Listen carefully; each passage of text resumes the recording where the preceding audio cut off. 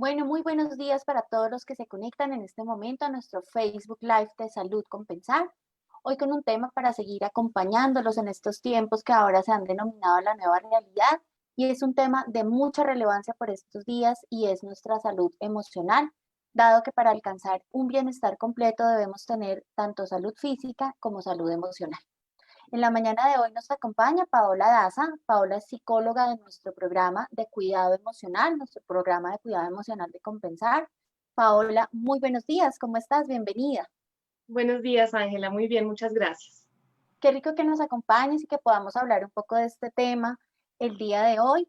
Antes de darte paso para que podamos comenzar con las preguntas, quiero presentarte con las personas que nos acompañan, con las personas que están conectadas en este momento. Les cuento que Paola es psicóloga clínica de la Fundación Universitaria de los Libertadores. Paola también es magíster en psicoanálisis, sociedad y cultura de la Universidad Nacional de Colombia, con 12 años de experiencia en el sector tanto público como privado en atención individual, familiar y grupal. Nuestra experta del día de hoy lleva con nosotros en Compensar EPS 7 años y 3 de ellos con nuestro programa de cuidado emocional. ¿Cierto, Paola? Así es, sí, ese es el Bueno, recorrido. me alegra mucho que nos acompañes y entonces vamos a dar inicio a este Facebook Live de Compensar Te Acompaña. Creo que en estos días, me imagino que has tenido bastante consulta porque pues esta nueva realidad nos ha traído un impacto tanto en la salud física como en la salud emocional. Y quisiera que habláramos un poco de la depresión. ¿Cómo se afronta este tema? ¿Qué es la depresión? Todos hemos sufrido depresión. Quiero que empecemos a hablar este tema de cuidado emocional, perdón, con depresión. Bueno, sí, Ángela, tienes toda la razón. Lamentablemente, nosotros hemos dejado muy de lado el cuidado de nuestras emociones y el espacio para poder hablar acerca de cómo nos sentimos. Todavía en Colombia se tiene la idea de que ir al psicólogo es para los locos, que si de pronto el médico me dice que tengo alguna situación que es importante que la revisemos y nos envían o nos dan la invitación a una orden de cuidado emocional, lo primero que es, o la respuesta que se tiene es yo no estoy loco, yo no voy por allá, a mí no me pasa nada, lo que tengo es un asunto físico y eso genera que durante mucho tiempo se haya mantenido una idea o un mito de que ir al psicólogo es algo malo o que es motivo de burla o que es motivo de estar diciendo a escondidas o solo para algunos pocos que yo estoy en un tratamiento. Entonces, lamentablemente, empezar a borrar como esas limitantes que tenemos social y culturalmente es un gran paso para poder hablar con absoluta tranquilidad de las situaciones en las que nos enfrentamos día a día. Concretamente sobre la depresión, es un término que se ha utilizado con mucha frecuencia y lastimosamente también se ha utilizado de una manera tan coloquial que se ha perdido realmente la comprensión de lo que significa, la aplicación que podemos tener y cuándo realmente se necesita una intervención por parte de algún profesional para las personas que lo requieran. Uno suele escuchar personas diciendo, no, es que hoy amanecí deprimido, o yo no sé, pero tengo y la depre, o quién sabe qué me va a pasar o no me diga eso porque es que yo me deprimo. Y son términos que terminan siendo resonantes en nuestro argot popular, en la comunicación que tenemos en nuestro día a día, pero que de profundidad es muy, muy limitado y que no nos damos cuenta que probablemente no es un asunto de depresión, puede ser un asunto más de cómo estamos reconociendo nuestras emociones, entendiendo que tener nuestras emociones, reconocer nuestras emociones, también es muy importante, como tú lo mencionabas, en medio de esto que comprendemos de salud, tanto esa salud física como esa salud emocional. Muchas veces, cuando nosotros no reconocemos nuestras emociones, nuestro cuerpo empieza a hablar y empieza a decirnos que algo no está marchando bien. Las continuas migrañas, los problemas de pronto de gastritis, de colon, pueden hacer que a pesar de que yo vaya al médico, a pesar de que yo empiece un tratamiento, el médico me diga, mira, ya hicimos todo lo posible, médicamente hablando, estás bien, puede ser estrés. Y entonces a todos le decimos estrés. ¿Y qué viene a ser ese estrés? Pues la suma de muchas emociones a las que lamentablemente no les prestamos atención, se nos vienen a acumular, las dejamos a un ladito y empezamos a somatizar. ¿Qué significa eso? Empezamos a poner en el cuerpo esto que yo no digo con mi palabra, ¿sí? Esto que yo no logro poner en el lenguaje. Y es importante poner en el lenguaje esto que yo estoy sintiendo, llámese angustia, llámese temor, llámese tristeza, y que no nos dé miedo hablar del tema. Ya concretamente, cuando hablamos de la depresión, pues hablamos de una enfermedad, de un diagnóstico que se ha dado, que realmente el diagnóstico viene a aparecer más o menos a principios de 1900, porque antes el diagnóstico de depresión no se conocía así, sino que se conocía como una melancolía. Las personas que en algún momento tenían alguna afección a nivel emocional, se le diagnosticaba como melancólico. Y eso tiene una transformación en el tiempo, en el que se empiezan a ubicar que estas personas en las que se consideran melancólicos son estas personas que tienen un desinterés completo por muchas cosas que antes sí le generaban motivación. ¿Sí? Ya no hay el mismo entusiasmo para hacer las cosas, ya se pierde como ese deseo por realizar actividades y hay casi un enjuiciamiento propio que son muy duros y la persona que tiene depresión es muy dura sobre sí misma al verse que no puede, al ver que, o al sentir que no es suficiente, que no es válido para el otro, que nada le sale bien, que todo es un problema, que sus relaciones familiares, sociales, de trabajo, como padres, no están funcionando o no salen de la manera que ellos esperan. Y eso empieza a generar como un revestimiento muy fuerte hacia sí mismo que hace que entre en estos estados depresivos. Entonces, ahí tenemos una configuración de una patología, por así decirlo, en la que la persona tiene una incapacidad para ver las habilidades o las cosas que pueden desarrollar interés en él. Y eso, ¿cómo se puede ver en el diario vivir? Pues son personas que hay días que no se quieren levantar de la cama, y no estoy diciendo de un día, sí, estamos hablando de semanas de no bañarse, de no alimentarse, de no querer tener contacto con nadie, de que si alguien lo llama no contesta, de que si alguien lo visita no abre. Entonces se aíslan completamente de ese contacto exterior.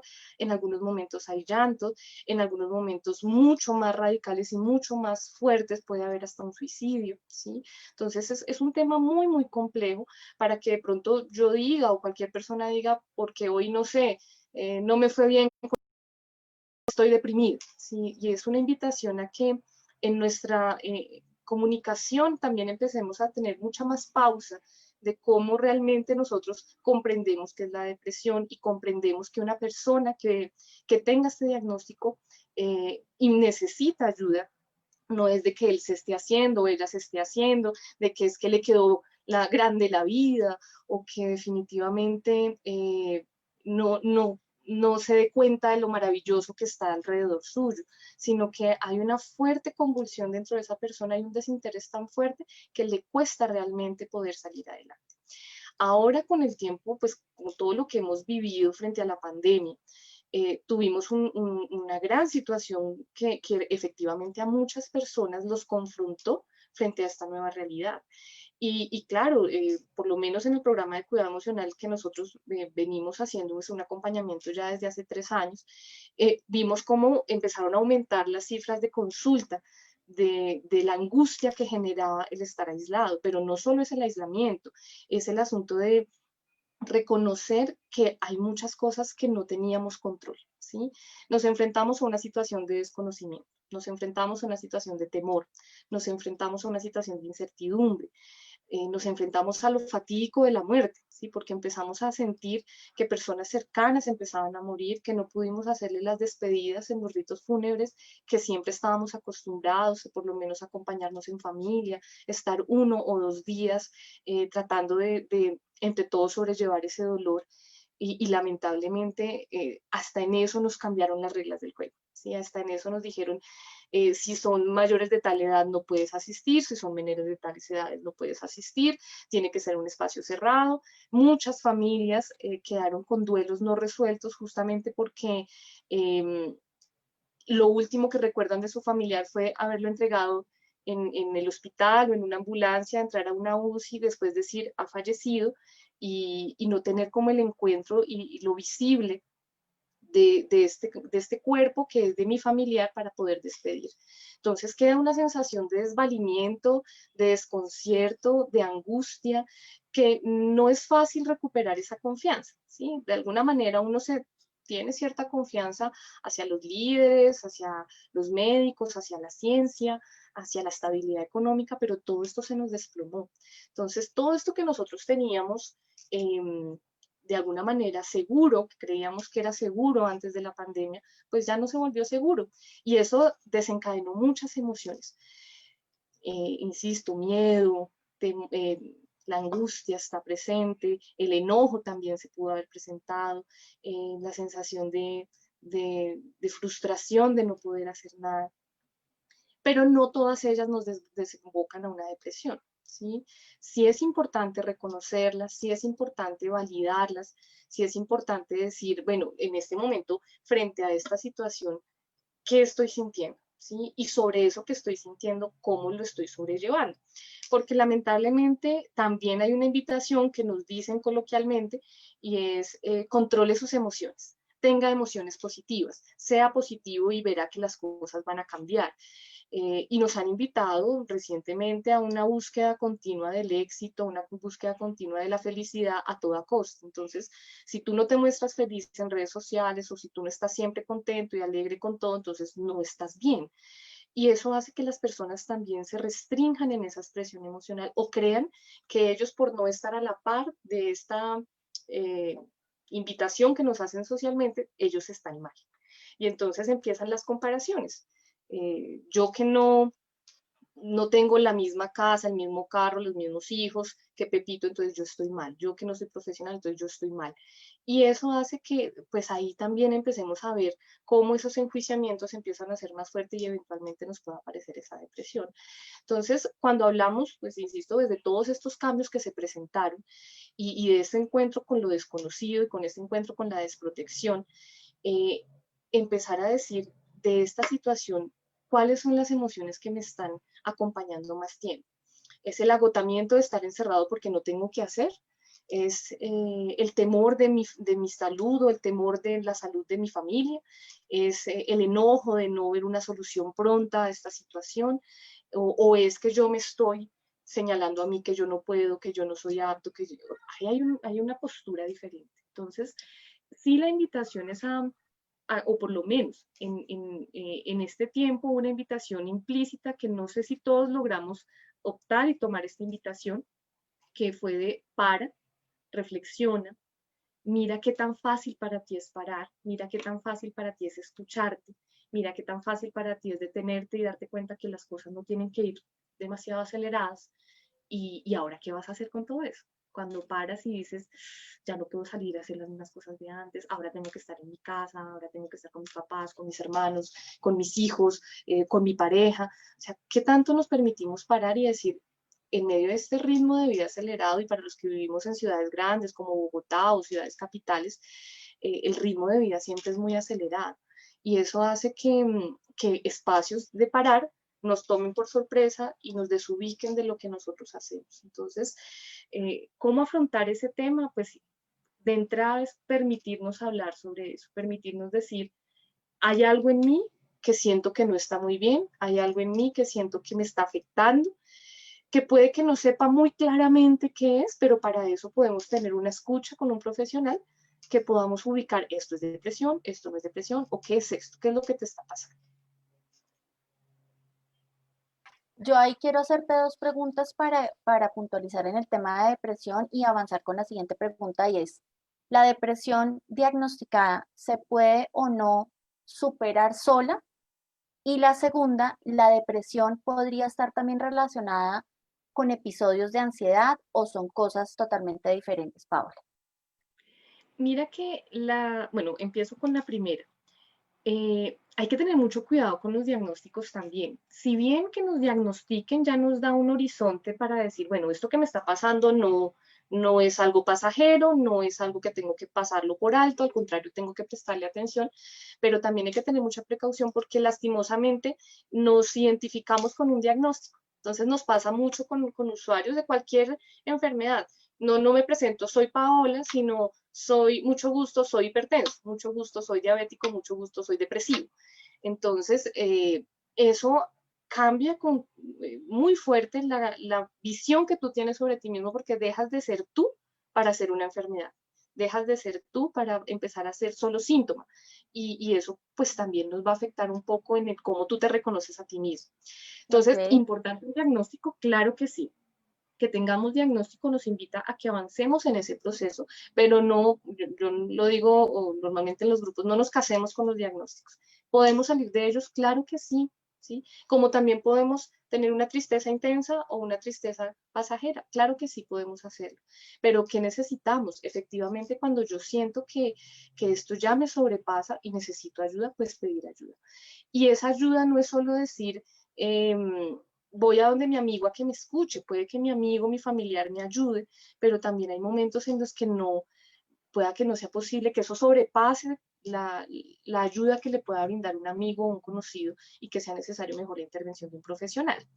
Sí se puede salir, se necesita, nosotros en Cuidado Emocional decimos que la magia la hace el paciente, porque realmente el acompañamiento es eso, un acompañamiento, no es que el psicólogo haga o no haga, o el psiquiatra, no es que haya buenos o malos psicólogos, es que yo ya he pasado por muchos psicólogos y ninguno me ayudó, no es el asunto de qué hace el psicólogo o el psiquiatra por la persona, sino cómo la persona se permite tener un espacio para sí mismo, para decir cómo yo afronto esta situación, qué es lo difícil para mí de hablar de esto, de reconocer elementos que me están afectando, de renunciar a cosas que me puedan estar afectando para tomar decisiones. Pero siempre es una postura y una responsabilidad propia y sobre todo un llamado a la demanda personal. Es decir, yo como Paola o como Pepito Pérez, decido y quiero empezar un proceso terapéutico, un proceso de escucha, un proceso en el que haya un análisis sobre lo que estoy haciendo, pues ahí ya empezamos un trabajo. Mantenerse es otro reto, ¿sí? Porque uno puede ir y no vuelve, entonces mantenerse en el tratamiento es otro reto. Pero claro, claro que sí, sí se puede llegar a un punto de retornar ese interés, esa valía, ese deseo por continuar, ese interés por avanzar, pero es un trabajo muy arduo y muy personal. El proceso, insisto, lo hace el paciente. Y Aquí sobre la antes de, depresión, perdóname, te interrumpo antes de que avancemos a la siguiente parte, es que tenemos una, estaba preguntándonos Isabel Cristina Redondo, aquí que está conectada con nosotros, precisamente de este tema. Y ella de pronto nos pide como si tú puedes dar unos pasos, unos tips, resumir, si yo ya sé que estoy sufriendo de depresión, si sé que estoy sufriendo de ansiedad, ¿qué debo hacer? Y si soy afiliado, obviamente, a compensar, ¿cómo acceder a este programa de cuidado emocional? ¿Cómo poder realmente ponerme en acción para poderme recuperar? claro. Y mira que eso es lo más complejo de los procesos de salud mental, porque nosotros nos hemos acostumbrado a las respuestas rápidas, ¿sí? A las respuestas rápidas de, bueno, sí, pero deme una pastilla y quíteme este dolor. Bueno, sí, pero remuévame este malestar porque yo ya no me lo aguanto más. Y claro, es un malestar, sobre todo, digamos, saltándonos un poco a otro diagnóstico que se conoce mucho, que es el de los ataques de pánico, que van muy de la mano con la ansiedad. El malestar en el cuerpo es muy fuerte, el malestar que siente la persona con depresión o con ansiedad es muy fuerte, es un malestar que es muy difícil sobrellevar y pues lo primero que uno quiere es sentirse bien, ¿sí? Pero ese sentirse bien es muy complejo porque pueden haber dos intervenciones, que puede ser el del psiquiatra, que nos puede dar un medicamento que eh, según sustancias químicas me puede ayudar que el neurotransmisor tenga una mejor emisión de dopamina y eso aumente pues mi estado de ánimo. Pero si yo, o lo que me está generando esta sensación de desinterés por la vida, es porque yo vengo con una relación mal de pareja, es porque yo vengo con una relación mal con mis padres, porque yo vengo desde hace tiempo haciendo cosas que a mí no me interesan por querer agradar al otro. Pues la pastilla me puede solucionar eso en este momento, pero esto que viene atrás, esto que es tan fuerte, que es mi historia, que es todo lo que yo estoy cargando, que es todo lo que yo estoy llevando, eso es lo más complejo. Más que tips, diría, si hay un interés concreto, eh, ahorita más adelante pues vamos a dar la información concreta del programa y empezar tratamiento. ¿Sí? El tip, más que el tip, es empieza tu tratamiento, ¿sí? La Porque acción, la hacerlo. acción. Sí, es muy, y eso es lo complejo y a veces Ujú. lo angustiante que le genera a las personas ir a un tratamiento en psicología, porque dicen, no, pues es que yo necesito es que con una o dos sesiones por favor me saque esto, yo ya he tenido 3 o 4 y nada que solucionó esto. No es como ir al médico y tómese el medicamento o hágase el examen o ir al nutricionista y cambie su dieta y en 10 días, en un mes, en 2 meses, en 3 meses va a ver los resultados, sino es un continuo poner en palabra que es muy, muy difícil. O sea, cuando yo insisto en el ejercicio de poner en palabra y el lenguaje, poner esto que yo estoy sintiendo es muy difícil porque la persona puede llegar diciendo, siento un nudo en la garganta, siento una presión en el pecho, siento un dolor en la cabeza. Sí, pero ¿qué es? No sé, es un nudo en la garganta, es una presión en el pecho y es un dolor de Nos cabeza. vamos a lo físico, pero tenemos Exactamente. miedo de sacar. Es un poco lo que te refieres. Así es. Entonces, eso es lo complejo realmente, es lo complejo de poder eh, tratar de decir, este dolor de cabeza, este nudo de garganta, se me dio cuando vi que mi pareja o mi hijo o mi mamá me dijo esto y ahí mismo, ¡pum!, me dolió la cabeza. O iba pasando por la calle y vi tal cosa y recordé que esto pasó en algún momento de mi vida y me afectó y ¡pum!, me afectó. Y eso viene y se presenta en el cuerpo. Entonces, es muy complejo y empezar a llegar a esas asociaciones y empezar a darle vía, empezar a hacerlas conscientes, empezar a dar un paso más allá de lo consciente y es, ¿y ahora qué haces con todo esto? ¿Sí? Listo, ya descubrí que eso tiene que ver con que yo no he podido decirle alto a ciertas situaciones en las que me he sentido maltratado. ¿Y ahora qué hacemos con esto? Entonces, es todo un proceso. Lo primordial es inicia tratamiento y sé lo más constante que puedas, ¿sí? Lo ideal es poder tener la constancia necesaria, el tiempo siempre lo ponemos nosotros, las barreras las ponemos porque a veces decimos es que no tengo tiempo, es que no me alcanza la plata, es que no sé, no me gustó, se vale decir no me gustó el psicólogo, se vale, cambia el terapeuta, no hay problema, pero cuando ya voy con Eso te quería preguntar, porque aquí nos está preguntando también Erika Molina, que si la empatía en la consulta con el psicólogo influye en el tratamiento, para que de pronto también hablemos un poquito de eso, ya que tocabas ese tema precisamente. claro, totalmente, como todo tratamiento, si yo no me siento cómodo con la persona que me está escuchando y además que no está escuchando cualquier cosa mía, está escuchando mi historia, está escuchando cosas muy fuertes de mi vida, no está escuchando cualquier cosa. Y sí, hay algunas barreras, hay que decirlo, hay algunas resistencias que en algún momento pueden aparecer y una puede ser esa, que la transferencia o la empatía que yo tengo con la persona a la que estoy asistiendo a análisis o estoy asistiendo a psicoterapia o a terapia, eh, no, definitivamente no conecté, podemos decirlo, no me sentí bien, no me sentí cómoda, listo, cámbialo, no hay ningún problema, que tú te sientas lo más cómodo posible, pero también reflexiona cuántos cambios llevas en esto, ¿sí? Porque eso también puede ser un problema, ¿sí? Yo puedo decir, no, este no me gustó, pero ya voy por mi quinto terapeuta, mi quinto analista, mi Ya sexto, no mi le gusta a séptimo. nadie, Exacto, ya no le entonces gusta a ya ningún terapeuta. es más tu resistencia a que de pronto alguno te habrá señalado algunas cosas muy puntuales y tú, pues, frente a eso, tu respuesta fue por allá yo no vuelvo, ¿sí? Es que eso no es. Entonces, cada tratamiento es diferente. Eh, Psicólogos y colegas hay por montón con orientaciones diferentes, conductuales, psicoanalíticas, sistémicas, psicodinámicas, o sea, hay estrategias por montón y eso nos permite también a que en esa diversidad cada usuario se sienta más cómodo con una orientación específica que con otra. Algunos pueden decir, yo me siento más cómodo con una persona con orientación cognitiva, conductual, bueno. Y algunas personas ni siquiera saben, llegan allá y yo no sé ni idea, pero con usted no me sentí tan bien como si me sentí con este otro personaje y de pronto de fondo es que su forma de intervención pues se ajusta más a tus necesidades. Entonces, es como todo está en el camino, pues que si tú te sientes que ya tomaste la decisión, sigas con el paso siguiente y es que me sienta cómodo en mi tratamiento. O sea, yo no voy a ir al psicólogo para irme a sentir mal e incómodo, porque no tiene sentido, Listo. eso no funciona. Perfecto, creo que ya aquí leímos la respuesta entonces a Erika y quisiera que puntualizáramos en el tema de la ansiedad. La Ah, ansiedad ok. es una emoción que creo que ha salido también muy a flote en este tiempo precisamente por todo lo que nos contabas en la primera parte. Duelos que no se han podido resolver, situaciones familiares complejas, confrontación con uno mismo ante el tiempo que queda para pensar. Creo que a muchos, y me incluyo, nos ha pasado que en la noche sentimos ansiedad, se nos quita el sueño, tenemos alguna presión en el pecho, de pronto nos puedes sugerir qué hacer en casa, mientras de pronto podemos acudir a un profesional y darle manejo a un episodio de ansiedad que nos coja en una madrugada, antes de una reunión, en un momento del día en que de pronto no sepamos cómo manejarlo, que nos puedas dar una orientación a ese respecto? Bueno, la ansiedad y la depresión son de la mano, van muy, muy pegaditos. No necesariamente alguien que tenga depresión tiene que tener ansiedad y viceversa, pero hay algunos casos en los que se presentan las dos. De hecho, hay un diagnóstico que se llama así, trastorno eh, de ansiedad y depresión, ¿sí? Que tenemos como unos picos de ansiedad, otros picos de depresión.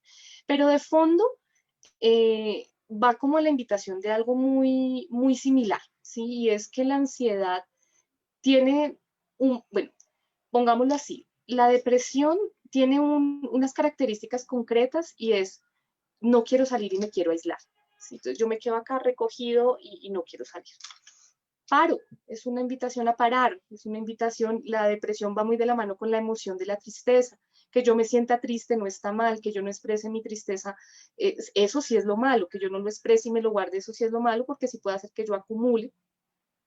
Pero la tristeza en sí lo que nos está diciendo es para un momento, deja el afán, si es necesario un día, una mañana, no corras con toda la presión del día y para un momento, descansa, aíslate un momento y vuelves y tomas fuerza para seguir, ¿sí?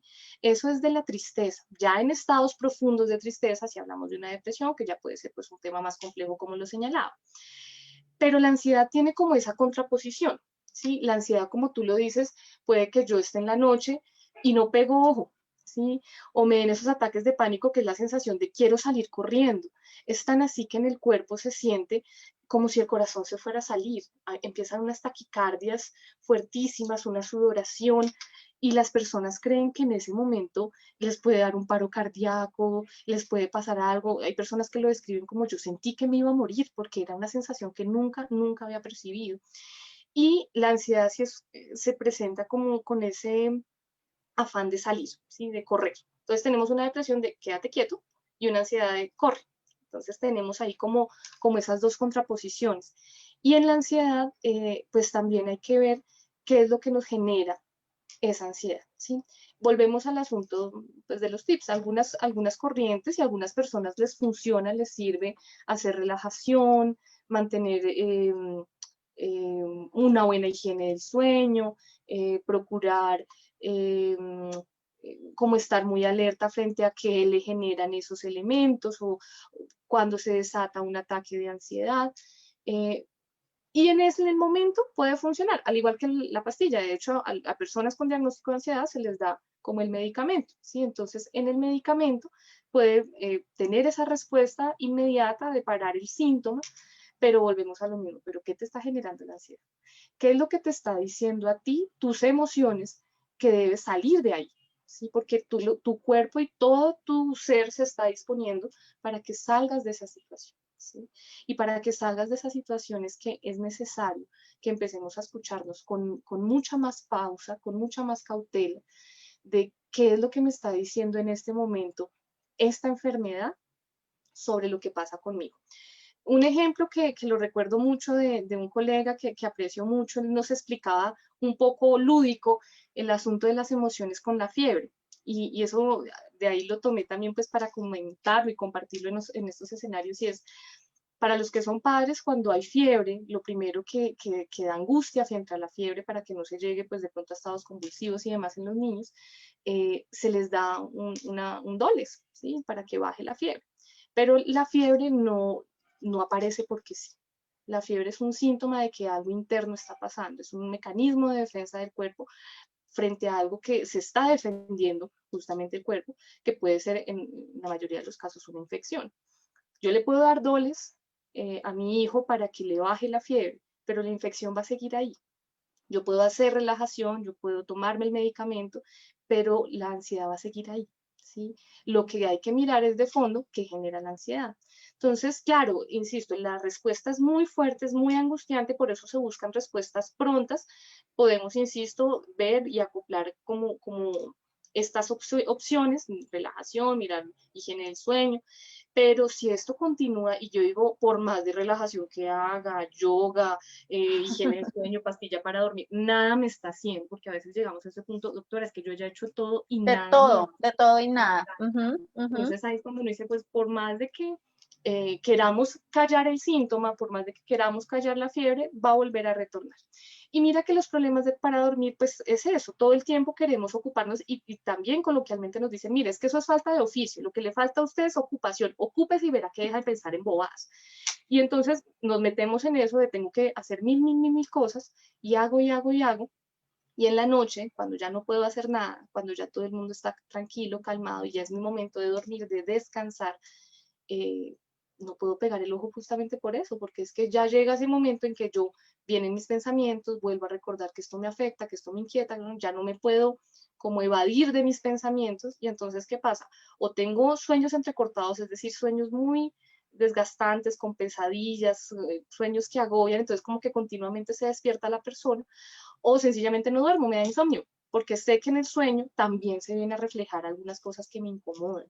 Entonces, es importante, insisto, como ir a la par. Eh, Psiquiatría y psicología no son excluyentes en algunos momentos. Si yo no tengo buen descanso en las noches, pues es necesario tomar algún medicamento para medianamente descansar, pero yo no me puedo quedar solo con el medicamento sin olvidar esta parte de síguete revisando a ti, ¿sí?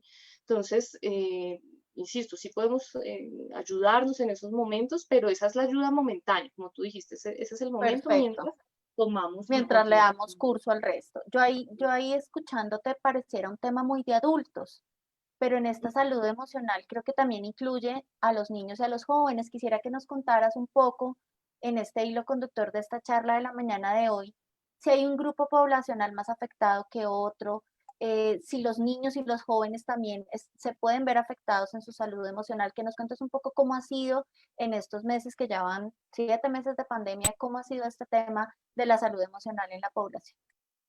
Bueno, efectivamente, pues no solo los adultos sentimos, ¿sí? Los niños también, los adolescentes.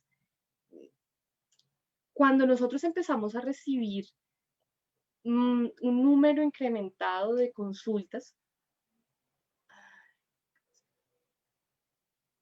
Te nos fuiste Ay, no, video, ya, tranquila, ya, Cristina, ya, me ya disculpo. regresaste, no te preocupes, ya regresaste, listo. Em, Cuando uno empieza a ver como este número elevado de consultas eh, y empezamos a darnos cuenta que se diversificaron, o sea, no es solo la consulta del adulto que está agobiado por las presiones del adulto, sino el adulto mayor también, la mujer gestante que se agobia en este momento de, nos dicen las pacientes, justo en este momento que va en embarazo cuando hay tanta incertidumbre. ¿Sí? Entonces, son muchas poblaciones que se están afectadas en esta situación.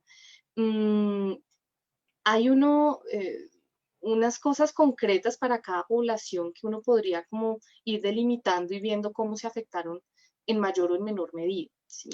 Digamos, como empezando de mayor a menor, en el adulto mayor que vimos durante este tiempo de pandemia, cómo el adulto mayor en muchas oportunidades les tocó quedarse solos, entonces el manejo de la soledad, del cuidado, entonces mi hijo no puede venirme a cuidar, que era el que siempre venía, entonces ahora quién me cuida.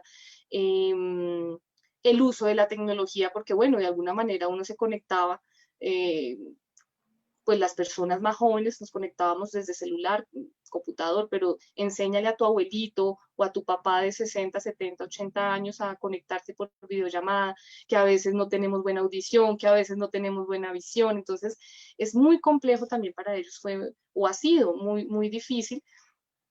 Uno es enseñarnos a estar un tiempo aislados, pero dos, también reconocer que somos seres sociales, necesitamos de la interacción del otro y los adultos mayores quedaron en mucha desprotección.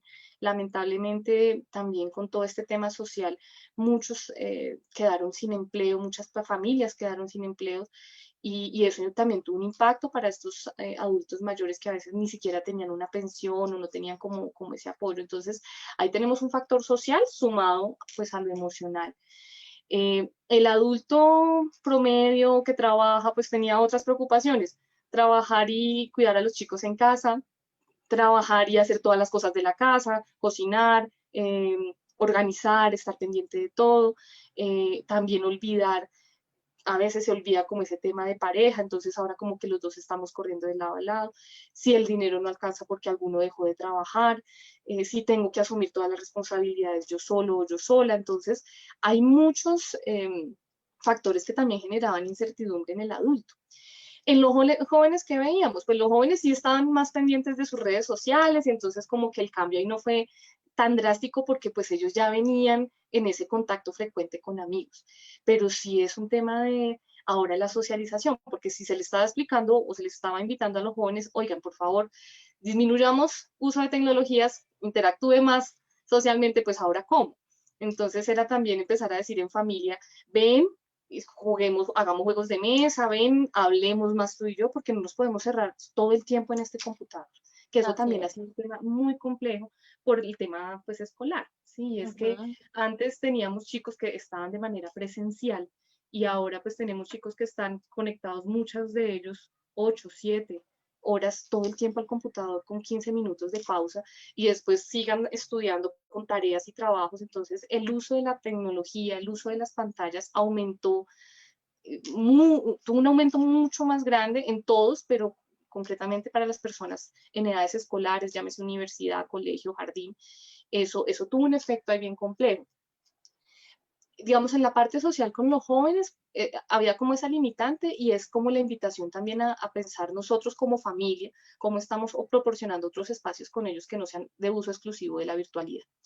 Pero con los más pequeños tenemos otro asunto y es que ellos no se nos quedan todo el tiempo sentados frente a un computador y Así su es. atención va a ser muy dispersa. Entonces tenemos consultas de papás muy agobiados de es que mi hijo no se concentra y si no se concentraba en el colegio, pues ahora que se va a concentrar en un computador 7 horas, 6 horas, 5 horas.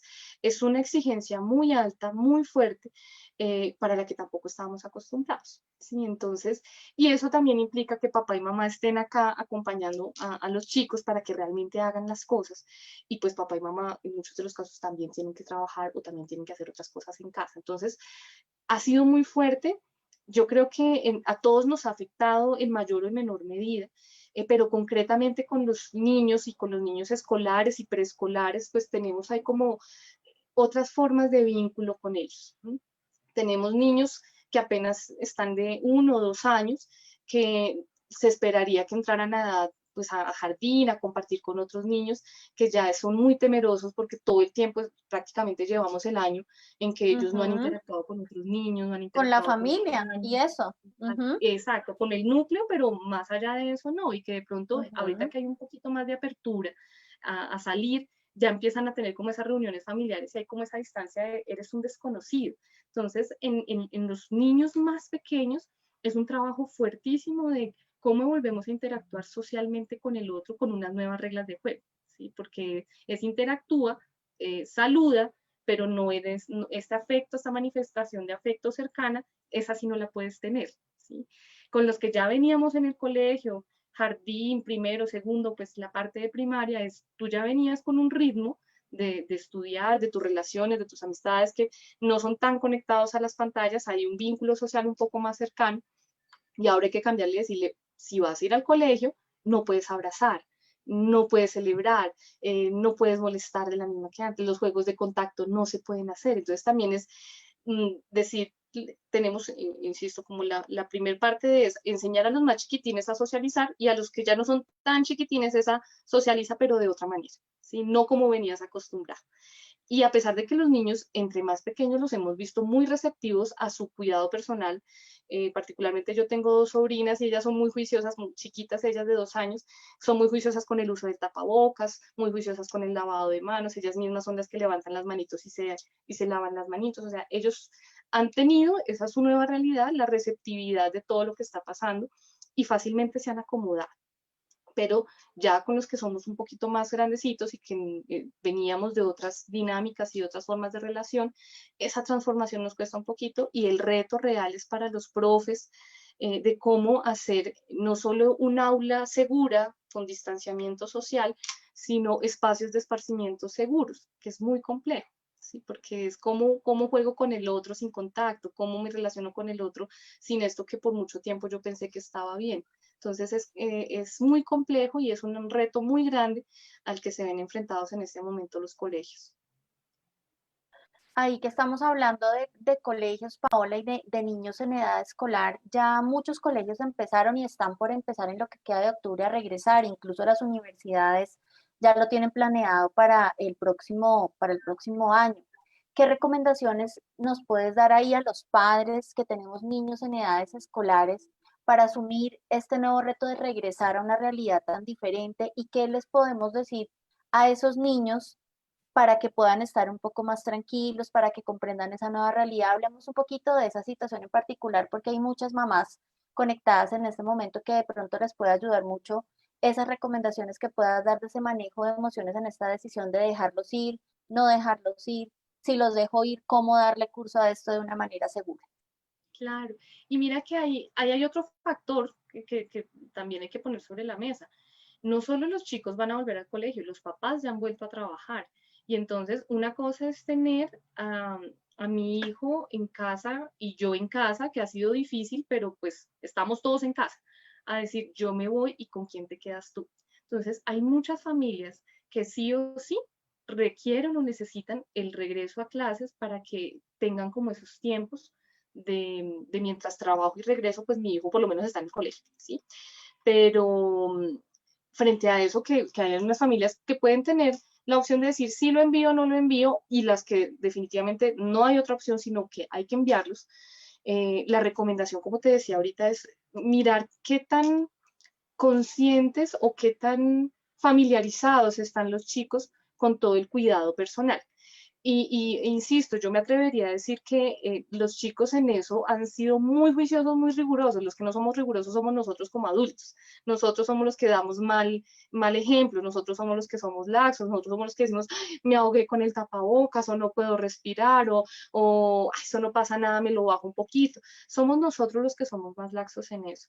Pero los chicos siento que han tenido una muy buena acogida de estos cambios y han podido seguir esos lineamientos. Lávate las manos, quítate los zapatos, si tocas y se saludas de una vez, lávate las manos.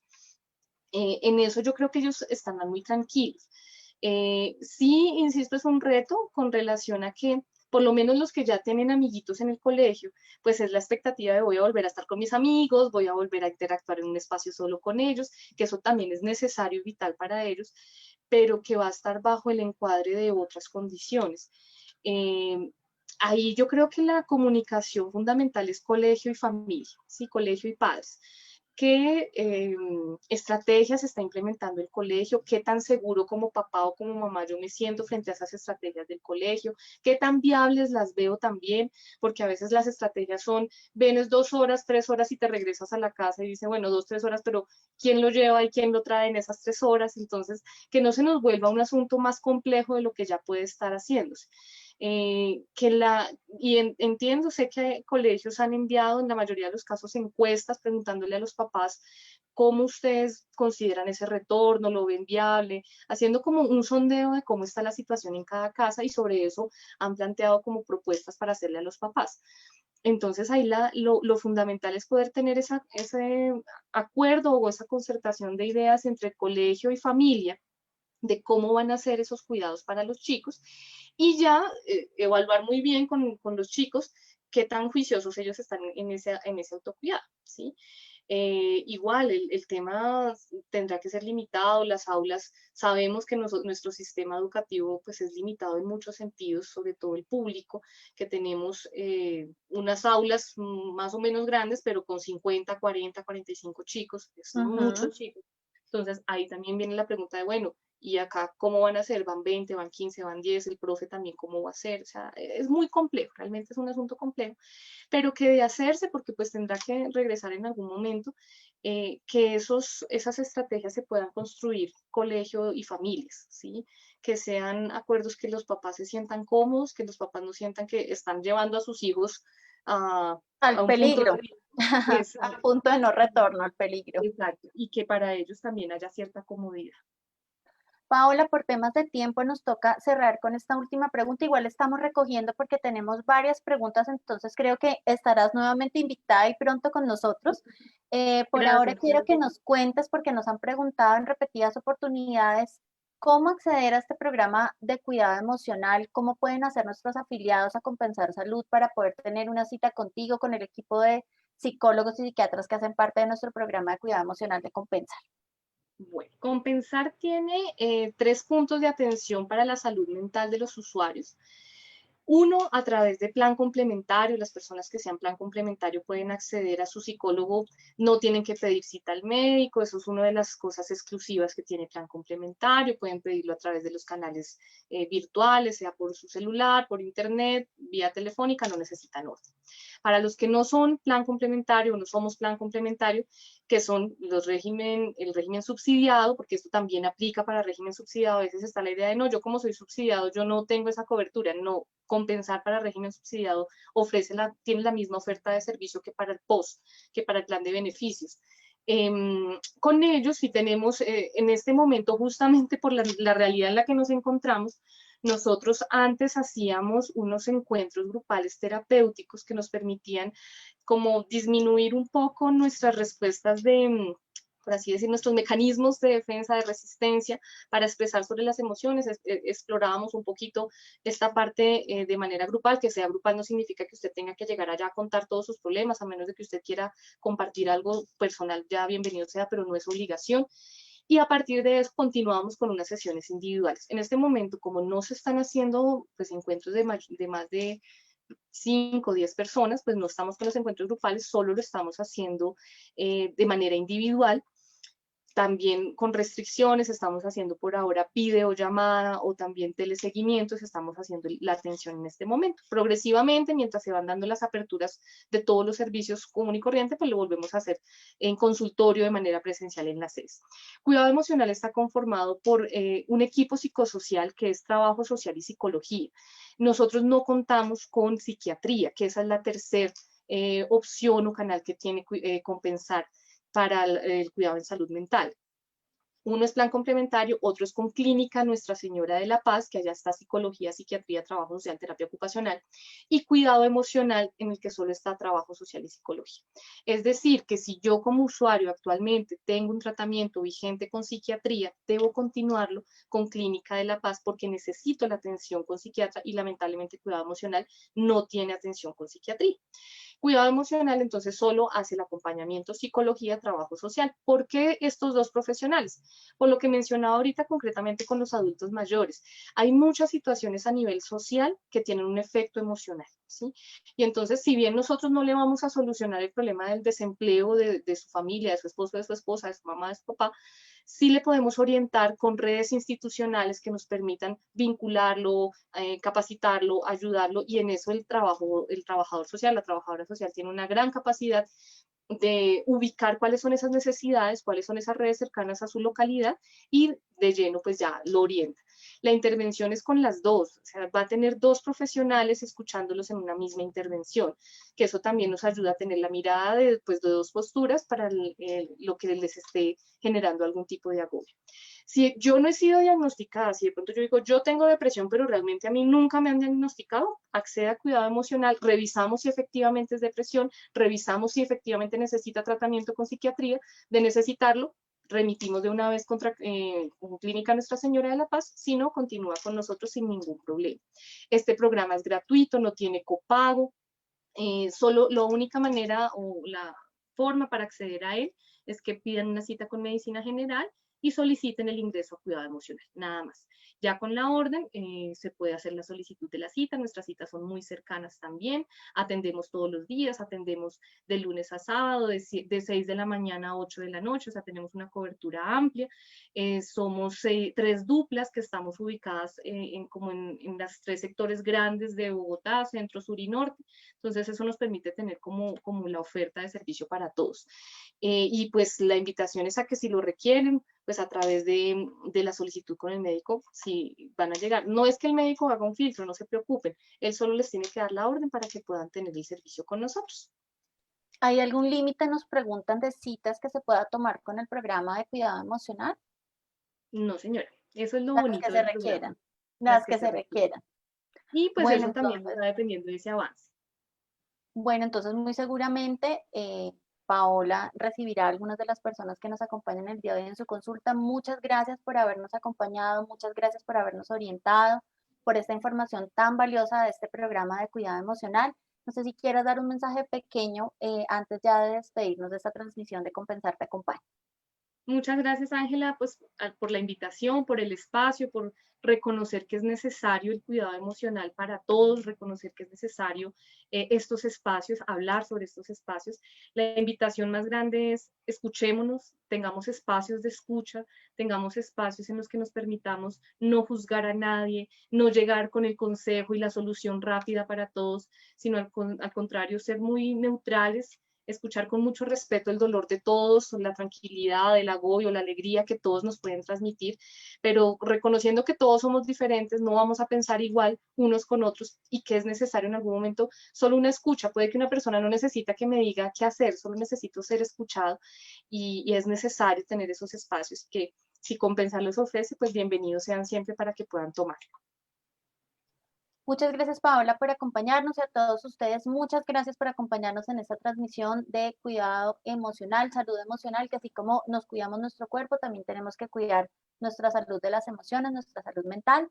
Para más información, les recuerdo que pueden ingresar a compensar.com/salud.